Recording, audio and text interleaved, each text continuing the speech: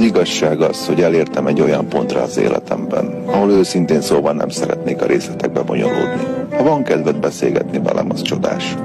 Ha nem, nos, az is rendben van. Nem lehet erőltetni a kapcsolatokat, legyen szó szerelemről vagy barátságról. Úgy döntöttem, hogy a dolgokat úgy veszem az életben, ahogy jönnek, anélkül, hogy ezt túlságosan túlgondolnám.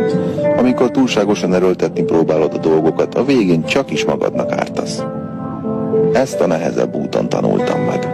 És azzal, hogy mindig mindenkinek a kedvében akartam járni, rájöttem, hogy megfeledkeztem önmagamról. Így most már csak hagyom, hogy a dolgok természetesen megtörténjenek. Az élet tele van meglepetésekkel, néhány jóval és néhány kevésbé jóval. De mindegyikből tanulok valamit.